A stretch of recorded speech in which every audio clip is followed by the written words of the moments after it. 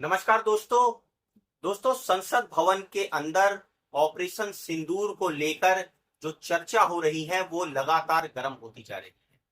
अभी एक तरफ तो विपक्ष जहां हमलावर है सरकार के ऊपर ऑपरेशन सिंदूर को लेकर, वहीं सत्ता पक्ष ने भी रक्षा मंत्री राजनाथ सिंह को आगे कर दिया है दोस्तों, अपनी बात रखने के लिए कि ऑपरेशन सिंदूर में क्या हुआ क्या नहीं। अब राजनाथ सिंह ने दोस्तों कुछ ऐसी बातें कह दी हैं अपने भाषण के अंदर कि उनकी वाहवाही विपक्ष भी करने लग गया है। दोस्तों व्यक्तिगत तौर पर अगर मैं मानूं तो बीजेपी के अंदर जो कुछ शालीन सभ्य वाले पुराने जो नेता हैं उसमें राजनाथ सिंह एक व्यक्ति हैं। और दोस्तों वो उन व्यक्तित्वों में से हैं जिनकी शायद विपक्ष के साथ साथ आप देख लीजिए सत्ता पक्ष हो या कहीं भी बहुत ज्यादा एक्सेप्टेंस है।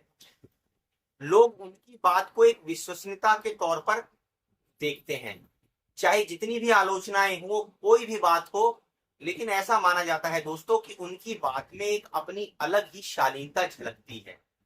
अब राजनाथ सिंह ने कुछ ऐसा कह दिया है दोस्तों अपने भाषण में कि सत्ता पक्ष तो बैकफुट पर आ गया और विपक्ष तारीफ कर रहा है उनकी खुलकर। अब ये क्या कह दिया है दोस्तों, पहले आप इस वीडियो में देख लीजिए, फिर उसके बाद हम इस पर चर्चा करते हैं। और दोस्तों हमारे वीडियो को लाइक सब्सक्राइब भी जरूर कीजिए ताकि इस तरह की रोचक वीडियो और ला सके हम आपके। 10 मई की सुबह जब भारतीय वायुसेना ने पाकिस्तान की मल्टीपल एयरफील्ड्स पर करारा प्रहार किया तो पाकिस्तान ने हार मान ली है अध्यक्ष महोदय, और हॉस्टिलिटी रोकने की कोशिश की। अब रोक दीजिए महाराज। उन्होंने एक कोशिश की, हमारे डीएमओ से बात की, महाराज अब रोक दीजिए, बहुत हो गया। यह पेशकश इस कैबिनेट के साथ स्वीकार की गई थी।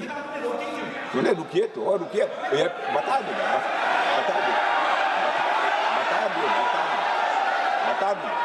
अब बैठ तो आपको मौका मिलेगा। यह क्यों रुका इसका पहले ही मैं पूरी तरह से वर्णन कर चुका हूं अध्यक्ष महोदय। मैं नेता प्रतिपक्ष को बहुत सम्मान के साथ कहना चाहता हूं कि कृपया एक बार मेरा पूरा भाषण पूछ लें। आपको प्रश्न पूछने की पूरी आजादी है, आप पूछ सकते हैं, मैं उसका उत्तर दूंगा। अध्यक्ष महोदय, 10 मई की सुबह जब भारतीय वायुसेना ने पाकिस्तान की मल्टीपल एयरफील्ड्स पर करारा प्रहार किया तो पाकिस्तान ने हार मान ली और हॉस्टिलिटी रोकने की उन्होंने पेशकश की।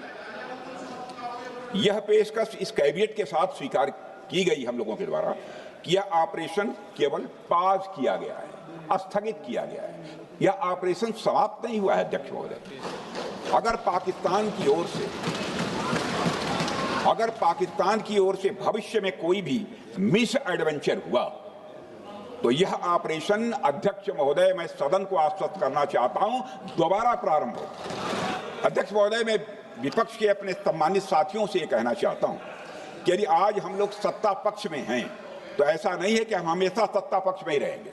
यह आवश्यक नहीं है, किसी के लिए आवश्यक नहीं। एक लंबा समय हमने विपक्ष का काम किया है, एक लंबा समय हमने सरकारों से सवाल पूछने में लगाया है।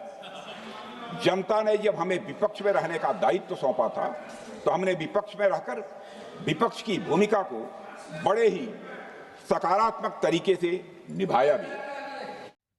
तो दोस्तों आपने देखा राजनाथ सिंह ने खुलकर संसद भवन में ये कह दिया है, इस चीज को एक्सेप्ट किया है कि यदि आज हम सत्ता में हैं तो ऐसा नहीं है कि हमेशा सत्ता पक्ष में ही रहेंगे, और ये किसी के लिए भी दोस्तों संभव नहीं है।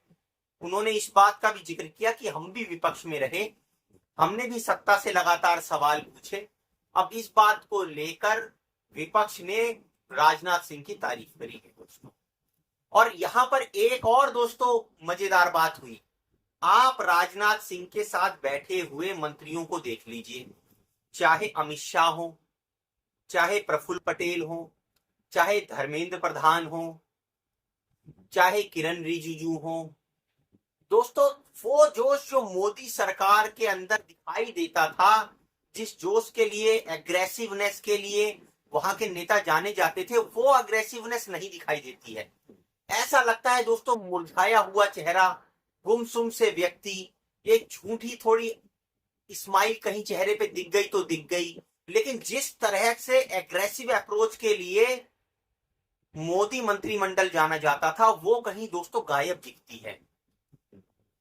और उसके साथ साथ जैसे ही राजनाथ सिंह ऑपरेशन सिंदूर के अंदर वायुसेना का जिक्र जोड़ते हैं तो राहुल गांधी उठकर कुछ कहने की कोशिश करते हैं, और दोस्तों जो कैमरामैन है वो राहुल गांधी से कैमरा उठाकर राजनाथ सिंह पर फोकस कर देता है।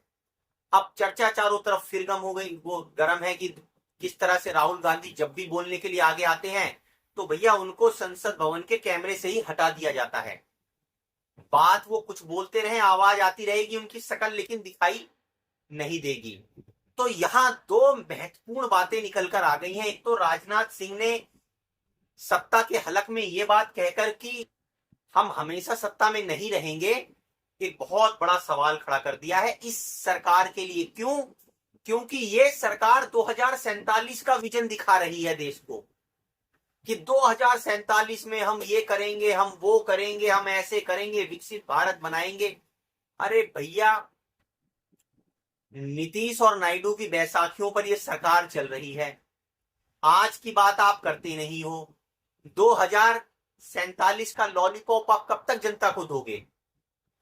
तो यहां खुलकर बात दोस्तों सामने आ गई है कि किस तरह से राजनाथ सिंह ने, जिस तरह से हमने गडकरी को भी देखा है दोस्तों, सरकार निकम्मी है, सरकार से काम करवाना पड़ता है, और कई तरह से उन्होंने जो है सरकार को घेरने की कोशिश करी है दोस्तों।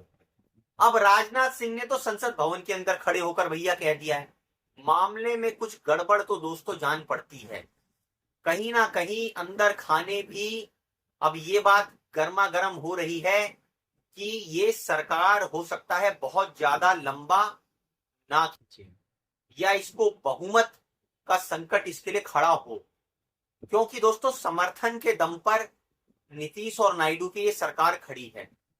और ऐसा बताया जाता है विपक्ष के द्वारा भी, सूत्रों के द्वारा भी, कि बीजेपी के अंदरूनी जो सांसद हैं, एक बहुत बड़ा खेमा ऐसा है जो मोदी सरकार से नाराज दिखाई पड़ता है, लेकिन अभी चुप बैठा है, मौके की तलाश में चुप बैठा है कि जब मोदी जी का रिटायरमेंट पास आए तब वो खुलकर सामने आएगा वो खेमा। अब मोदी साहब भी 75 साल के बस होने ही वाले हैं, अब 2-3 महीने के अंदर हो जाएंगे, देखते हैं कि खुद को रिटायर करते हैं या नहीं करते।